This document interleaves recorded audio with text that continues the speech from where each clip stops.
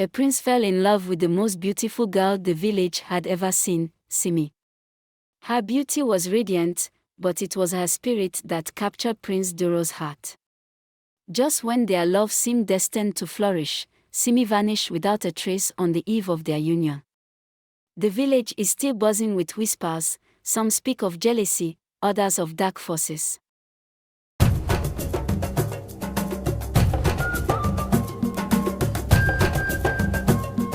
The village of Iliko lay nestled between rolling hills and lush forest, known far and wide for its bustling market and strong traditions. The village was vibrant, with colorful houses scattered across the landscape, their thatched roofs glowing under the African sun. The people of Iliko were hardworking and proud, living simple lives, yet the heart of the village was its marketplace. Iliko Market was a living, breathing entity. Every day, traders from neighboring villages came to display their goods, brightly colored fabrics, spices fragrant enough to make your head spin, and fresh produce piled high in woven baskets. The market square buzzed with life as villagers haggled, vendors shouted out prices, and children darted through the stalls, their laughter blending with the hum of the marketplace. On this particular afternoon, the sun hung high in the sky, casting a golden hue across the market. The atmosphere, usually lively and cheerful, suddenly grew tense. A cry rang out from a vendor's store, and within moments, a commotion broke out. A thief had been caught, his hand still clutching a small pouch of stolen coins. The crowd surged forward, their anger palpable. "Thief!" someone shouted. "Burn him!" cried another. The thief, a ragged young man with dirt-streaked clothes and wide, terrified eyes, was dragged to the center of the market square by a group of furious villagers. He struggled against their grip, but it was no use. The men tied his hands and feet, preparing to burn him alive as punishment for his crime. The tension rose as villagers gathered around, ready to exact justice. Some brought torches, their flames flickering in the afternoon sun, while others yelled in outrage. Just as the first torch was raised, a calm, gentle voice broke through the chaos. "Wait!" The crowd stilled, the noise dying down as heads turned to find the source of the voice. Slowly, the crowd parted, revealing Simi as she stepped forward, her presence immediately commanding attention. Her beauty was undeniable, her smooth, caramel skin glowing in the sunlight, her dark, almond-shaped eyes full of quiet strength, and her long, flowing gown billowing slightly in the soft breeze. She walked with a grace that seemed almost otherworldly, and even those who had been most eager to punish the thief now found themselves mesmerized by her. As she approached, the men standing nearest to her removed their caps in respect, bowing their heads slightly as though her beauty and grace demanded it. Even the angriest villagers paused, their torches lowering. Simi stepped in front of the bound thief, her voice calm but firm. "This is not the way," she said, her eyes sweeping over the crowd. "Everyone deserves a second chance." The villagers murmured among themselves, some unsure, others moved by the strength in her voice. Simi knelt beside the trembling thief, untying his bonds with a soft, practiced motion. "Let him go," she continued, standing tall once again. "We cannot condemn him for his mistakes without offering him a chance to do better." The crowd, captivated not just by her beauty but by her compassion, relented. One by one, the villagers lowered their torches and stepped back. The men who had dragged the thief into the square looked at each other, then at Simi, before slowly nodding. The thief, wide-eyed and confused, was released. Without hesitation, Simi reached into the fold of her gown and pulled out a few coins. She handed them to the thief and led him to a nearby food stall, buying him something to eat. The crowd watched in stunned silence as Simi showed kindness to the very man they had wanted to burn. From the edge of the marketplace, a pair of eyes had been watching closely. Prince Duro, disguised among the common folk, had seen the entire scene unfold. His heart, which had long been hardened by the formalities of royal life, softened at the sight of Simi's compassion. Her beauty had caught his attention, but it was her spirit, her kindness, strength, and the way she handled the crowd that had captured his heart. As he watched Simi help the thief, the prince found himself falling in love. The sun was setting over the bustling Iliko market, casting long shadows across the dusty ground. Traders began closing their stalls, shouting last-minute deals as the crowd thinned. Among the moving sea of people, Simi strode with a grace that caught every wondering eye. Her simple yet elegant wrapper, adorned with intricate patterns, flowed gently as she walked, a basket of freshly bought goods balanced effortlessly in her arms. She paused for a moment at the edge of the market, her gaze sweeping over the scene, the heart of the village she had always known. The voices of children laughing, women battering, and vendors calling out familiar greetings filled the air, but Simi was lost in thought. Today had been unusual. She had saved a man's life, a thief, no less. The weight of that act lingered on her mind, but not in regret. It was just her way.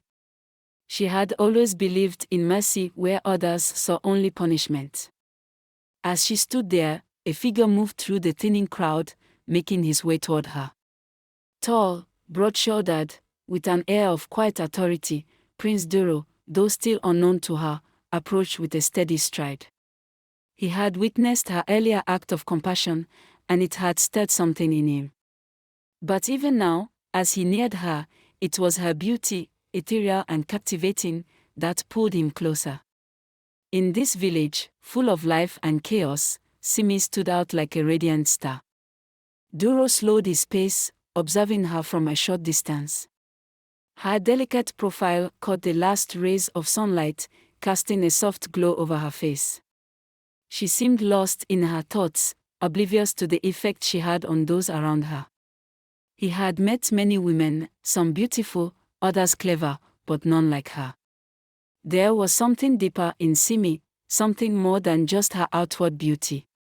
A quiet strength. A kindness that radiated from her without effort. For a moment, he hesitated, unsure of what to say, knowing that revealing his identity as the prince would shift everything. He wanted her to know him first as a man, not a title. Gathering his courage, he stepped forward. Simi felt a presence beside her and turned slightly, her eyes meeting his. The first thing she noticed was the warmth in his gaze, followed by the richness of his clothing, embroidered but not overly ornate, the kind of fabric that hinted at wealth but didn't boast of it. He stood tall, his posture relaxed, but there was something in the way he carried himself that felt different. "Good evening," he greeted with a quiet nod, his voice calm but deep, echoing with the day's fading energy. Simi responded with a polite smile, her curiosity piqued but her guard instinctively raised.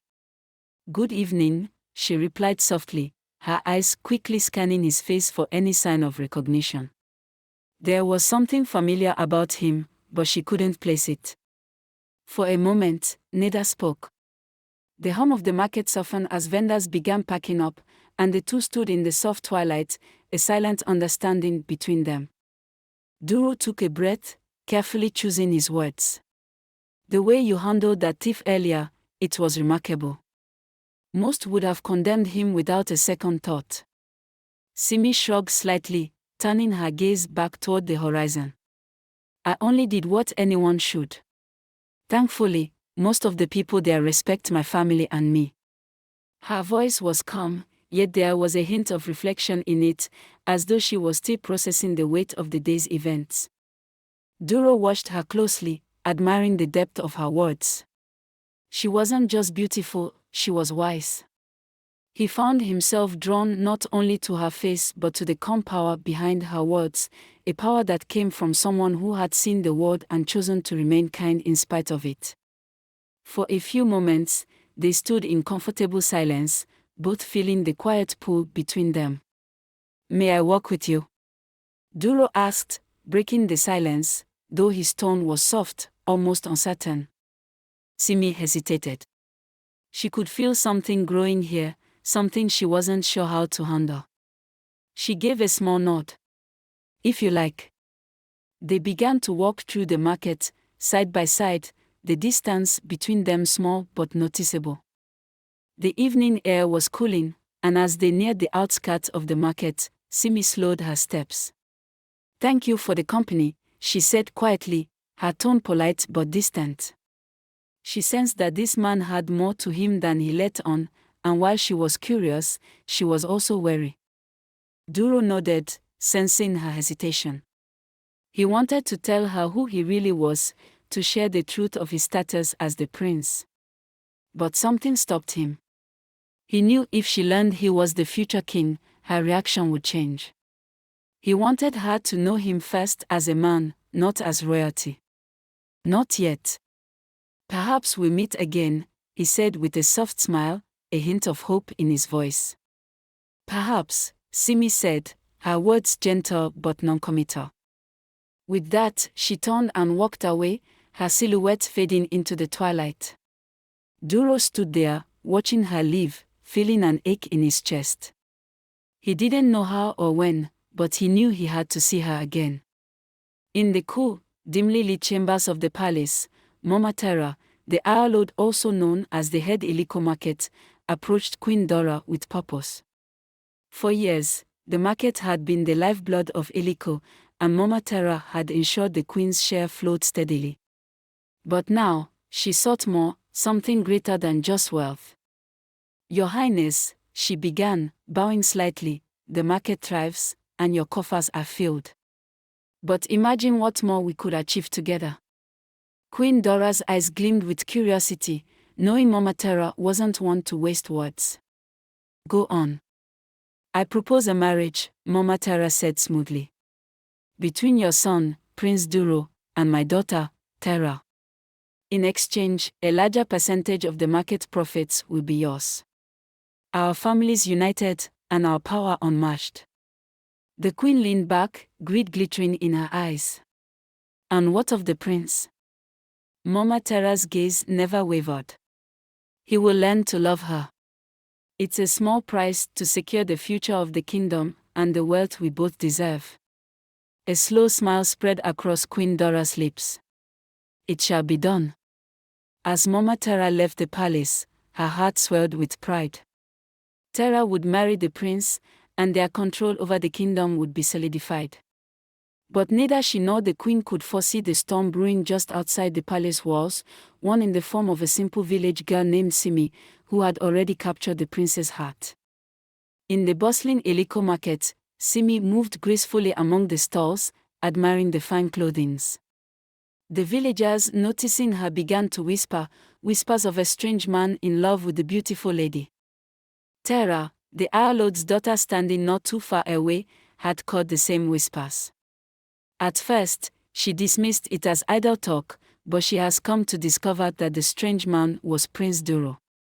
As the gossip grew more certain, her chest tightened with jealousy. She is meant to be the next queen and no one else. Without thinking, Terra stormed across the market, her heels kicking up dust in her wake. The laughter and chatter around Simi died down as Terra approached, her face twisted with indignation. "Do you really think you can marry the prince?"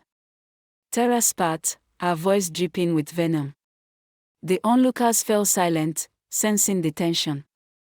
Simi blinked, caught off guard. "I don't know what you're talking about, Terra." Terra laughed, a bitter sound. "Don't play dumb. The prince has been following you around like a lovesick fool, but let me make this clear, you will never be queen." Simi's heart skipped. The prince, the man she had spoken to so casually, so warmly, he was the prince. Her cheeks burned with embarrassment as Terra's words began to sink in. Leaning closer, Terra lowered her voice but kept a sharp edge. "Did you think he was just an ordinary man? Prince Duro, heir to the throne, and you, just a village girl. You can't compete with me.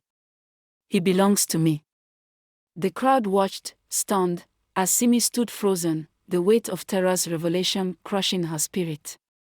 What chance did she, a simple village girl, have against the daughter of the most powerful woman in Iliko?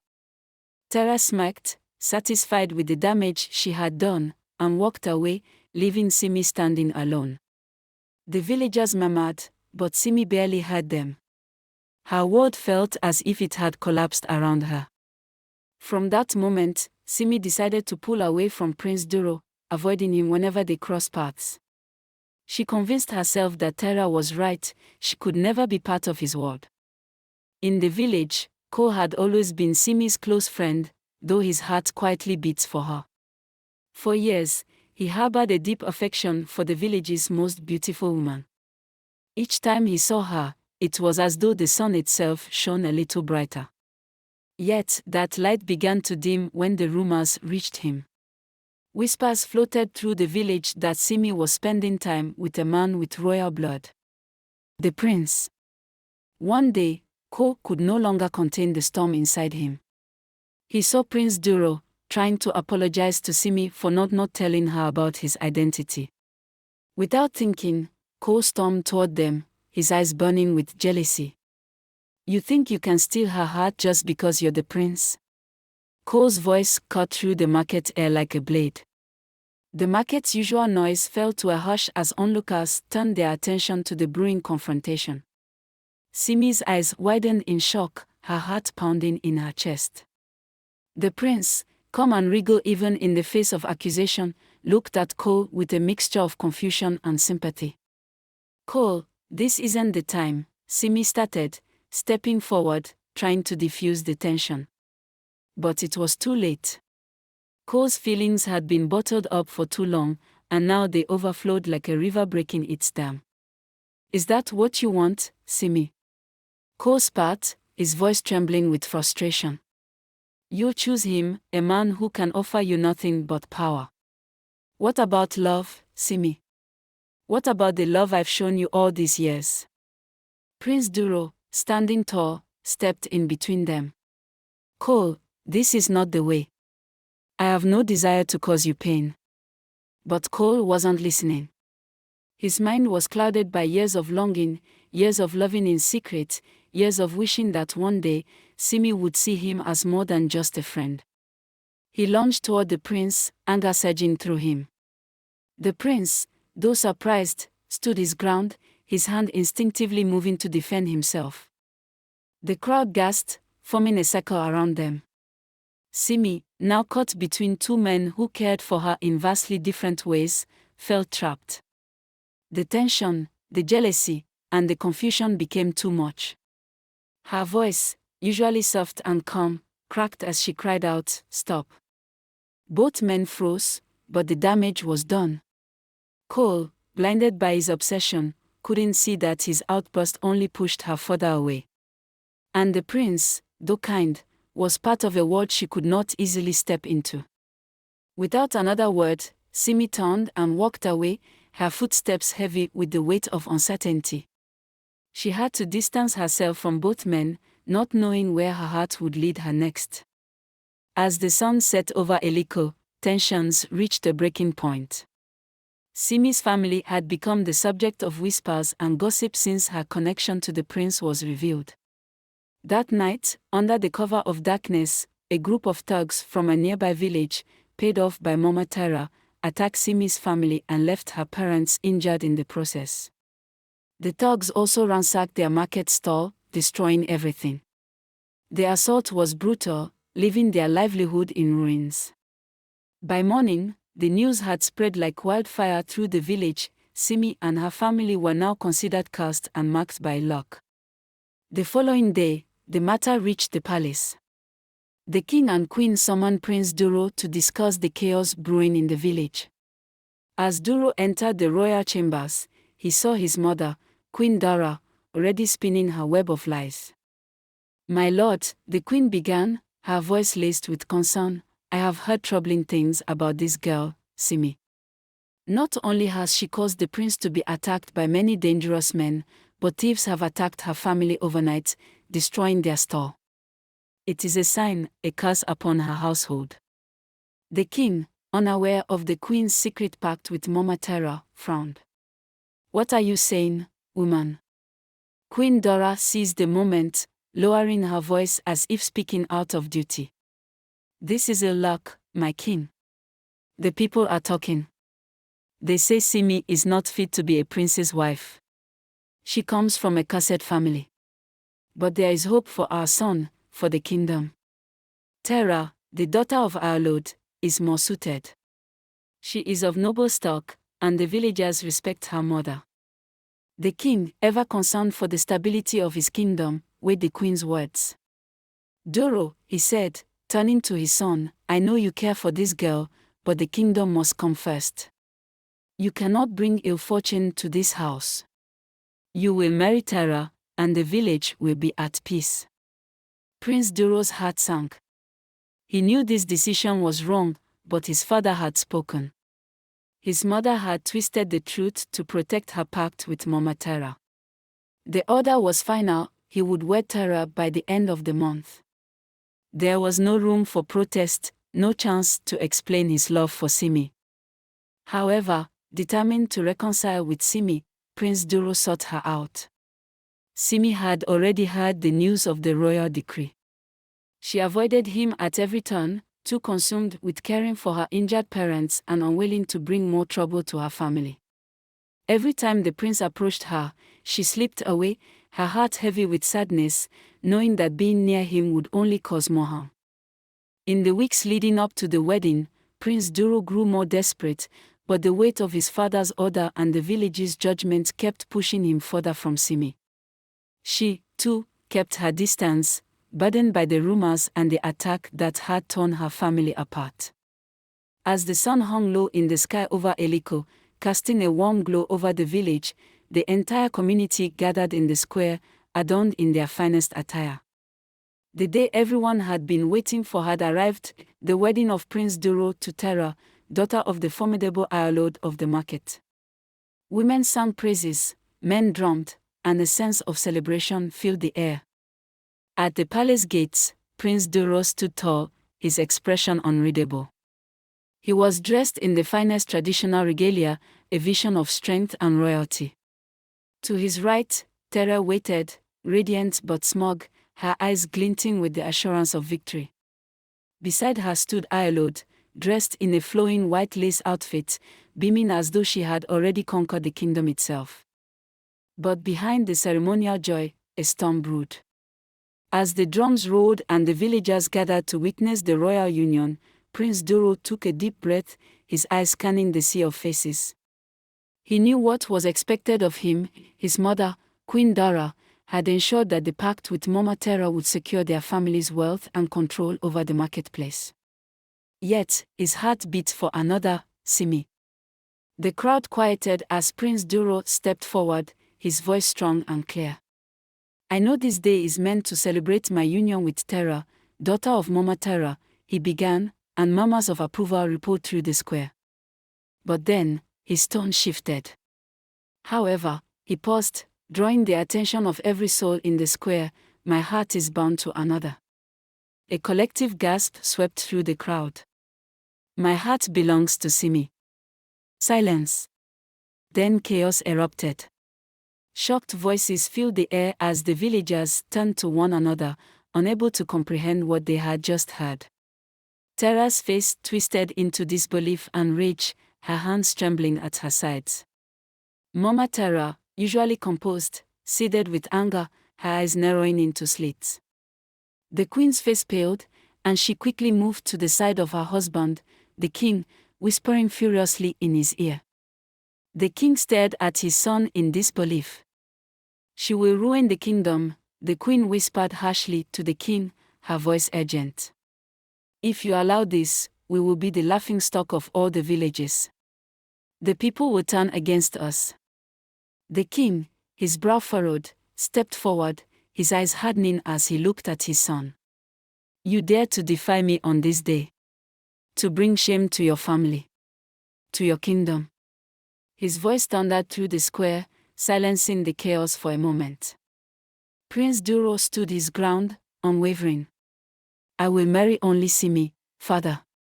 She is the one I love. I cannot marry Terra. The king's eyes flashed with fury. If you wish to marry this girl, then you will no longer be a prince of this kingdom. You will be banished from Eliko, to live in the forest with your beloved, far from the kingdom and its people. The crowd gasped, and whispers of disbelief circled the square. Simi, who stood far at the back, hidden behind the crowd, felt her heart drop as the king's verdict rang out like a death sentence. "Leave this place," the king continued, "and take your Simi with you. Let your love bloom where no eyes can see, for you will have no place here." The drums stopped. The celebration halted. What was meant to be a joyous union had turned into a spectacle of defiance and banishment. Terra's eyes burned with rage, while Mama Terra clenched her fist, her plan unraveling before her very eyes. Prince Duro looked into the distance, where he knew Simi was hidden, his face calm but resolute. His love for her was strong, but it had come at a great cost. The air was thick with tension as the villagers murmured in disbelief. The prince's bold declaration to marry Simi, followed by the king's decree of banishment, left the people stunned. From the edge of the square, a figure stepped forward. It was the thief, the very same man Simi had saved from a fiery death in the market weeks ago. But this was no longer the desperate figure they once knew. His shoulders were broad, his gait confident. He had become the head of the neighboring village's most feared gang of thugs, a man who commanded power in the shadows where the law dared not reach. The crowd parted as he walked toward the center, his eyes fixed on the king. Silence fell, thick and expectant.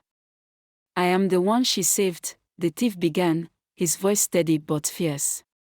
"The one you all condemned, but she showed mercy.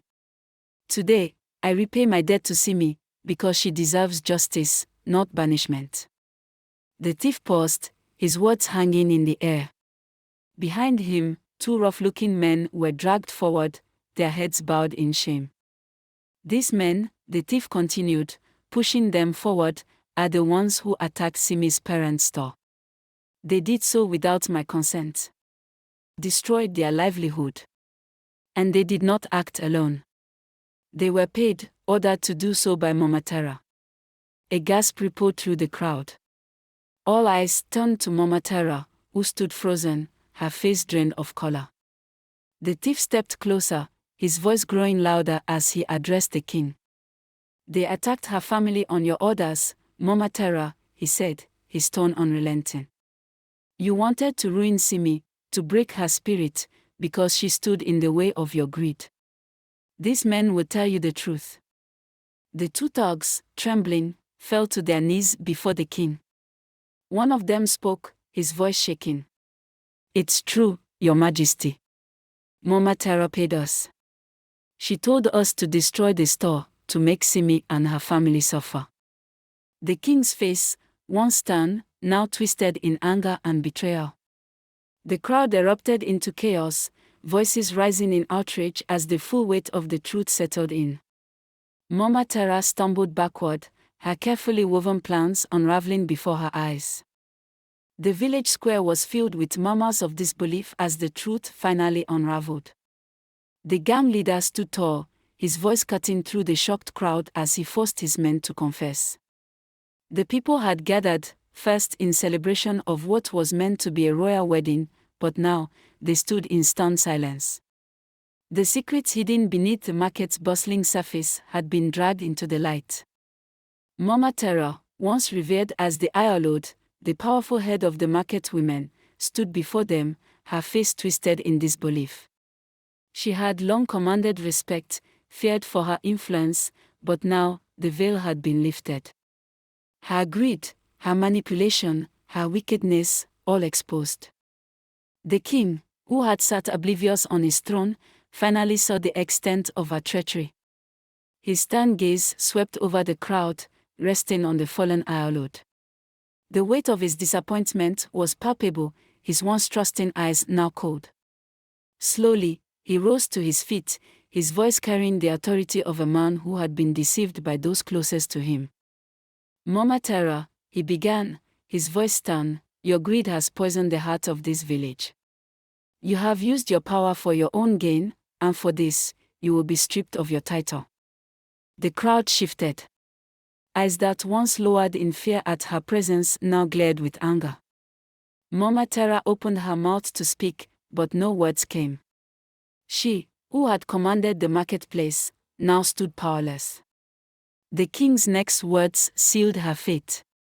The king's eyes softened. Simi's mother, the king announced, shall take her place.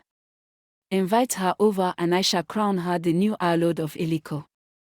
With the truth of Mama Terra's betrayal laid bare before the village, the air in Iliko hung heavy with confusion and shock. Eyes darted between the prince and the royal family, unsure of what would come next. Yet, in the midst of the chaos, it was the queen who seized the moment. Let the wedding proceed, Queen Dora's voice rang out, cutting through the murmurs of the crowd. Her eyes, calculating and cold, surveyed the scene. She spoke with the confidence of a woman who had already decided the outcome. Prince Duro will marry Simi today. This union will bring peace and stability to our people. The kingdom cannot afford further disarray. The villagers stirred, whispers spreading quickly through the crowd. The queen's words were unexpected, a solution wrapped in convenience, aimed more at solidifying her power than celebrating love. The king, though silent, did not object. His face, worn from the weight of the day's events, showed a man willing to grasp at anything that might restore order. However, as the crowd cheered the new beginning, there was a lingering emptiness. Simi, the bride-to-be, was nowhere to be found. I searched the crowd, voices called her name, but she did not answer. Panic spread quietly among the villagers as they realized that the woman who had captured the heart of the prince and become the center of this tumultuous affair had vanished. Simi's parents were brought before the king, but they were also unaware of her departure. The royal guards searched the whole village but couldn't find her. The sun began its slow descent, casting long shadows across the village of Iliko. The villagers buzzed with confusion. Where was Simi? Whispers floated from house to house. Some speculated she had run away in fear, others believed she had chosen to live quietly in the forest. But one thing became clear as the hours passed: Simi had left the village without a word. The girl whose beauty had inspired admiration, jealousy, and love had walked away from it all, seeking peace in a world that had become too heavy for her to bear. And Cole, her childhood friend. The prince's rival was also gone. The villagers began to piece together what could have happened. Did they live together, or had Cole, like Simi, decided the burden of village life, filled with its politics and power plays, was too much for him? No one knew for sure. Prince Duro stood at the edge of the marketplace, his regal bearing slightly diminished by the weight of his loss. His heart ached for the woman who had captured his soul, a love so deep and pure it defied the courtly arrangements that had sought to bind him to another. As the day turned to night, the villagers felt the emptiness left by Simi's departure. They have searched everywhere, including the neighboring villages, but Simi was nowhere to be found. Prince Duro, alone in the fading light, knew that his heart would forever hold a place for Simi, the woman who had given him a glimpse of a different kind of life, one that was filled not with crowns and obligations, but with genuine love and freedom. But now, she was gone, and all that remained were memories of a love that could have been. In the end, the village of Iliko returned to its rhythm, but the story of Simi and Prince Duro became a whisper, a bitter tale of love. If you were captivated by this tale, don't forget to give this video a thumbs up. And for more incredible stories rich in African tradition, culture, and mystery, hit that subscribe button and join us on this storytelling journey. The next chapter might just be around the corner.